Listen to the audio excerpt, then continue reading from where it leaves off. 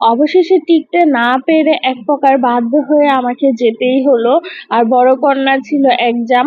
কোথায় গেলাম, কি করলাম সবকিছুই থাকছে আজকের ভিডিওতে। আসসালামু আলাইকুম।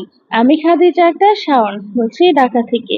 আশা করি যে যেখানে আছেন আলহামদুলিল্লাহ সবাই ভালো আছেন এবং সুস্থ আছেন। আলহামদুলিল্লাহ আপনাদের সবার দয়ায় ভালো আছি, এই আল্লাহর কাছে শুকরিয়া। যে আর সবাই জানেন যে কম বেশি আমি একটু অসুস্থ। তো কি হয়েছে সবকিছুই থাকবে আজকের ব্লগে। জানতে হলে সবকিছু ব্লগটা শেষ পর্যন্ত দেখতে হবে। তো সকাল সকাল গোসল করে নিয়েছি, রান্না বান্না শেষ করে নিয়েছি। আর যারা পরীক্ষা যেহেতু 11টা থেকে 2টা পর্যন্ত, বাসায় আসতে আসতে আমার প্রায় 3টা বেজে যায়। আর আমার বাসা থেকে যেহেতু বড় কন্যার স্কুলটা অনেকটাই দূরে, তো ভাবলাম সব কাজ শেষ করে গেলে একটু প্রেশারটা কম পড়বে আমার।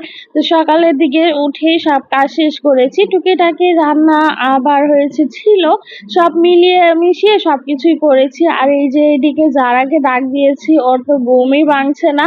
তো ওকে একটু গোসল করিয়ে নিলাম যেন ঘুমটা ভেঙে যায়।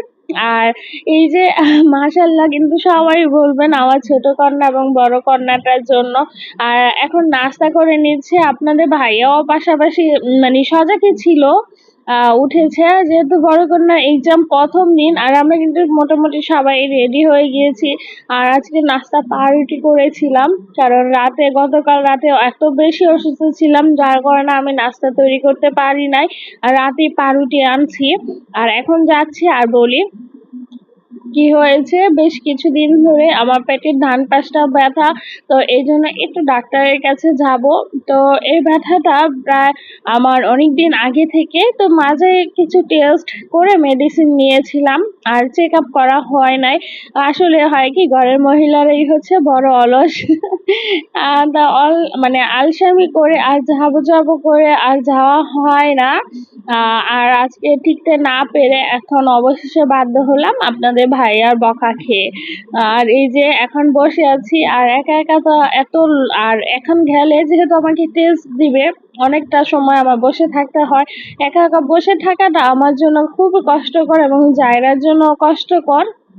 তো আমার বান্ধবীকে বললাম তুই আয়। আর ও আসলো, আসার পর এই যে আমরা চলে আসলাম। আর এখন এই যে ডাক্তার দেখিয়েছি, আর হচ্ছে আমি টেস্টের জন্য টিকিট কেটে নিলাম। আর মাশাআল্লাহ এই বাবুটা না কত কিউট, বাবুটা টুটু করছিল, নতুন পা তো হাঁটাহাঁটি করছিল। আর এই যে আর আচ্ছা, এই ঐতিহ্যবাহী এটাকে কি বলে, রেগুলেটর, এটা কার কার বাসায় এখনো আছে? তো আমি দেখে আপনাদের জন্য নিয়ে আসলাম একটু ভিডিও করে।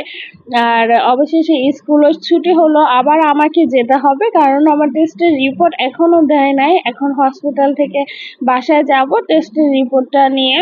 আর তার আগে স্কুল থেকে আমাকে হসপিটালে যেতে হবে, কারণ এদিকে কন্যারও ছুটি হয়ে গিয়েছে আর আমারও বিদায় নেওয়ার সময় হয়েছে। আল্লাহ হাফিজ।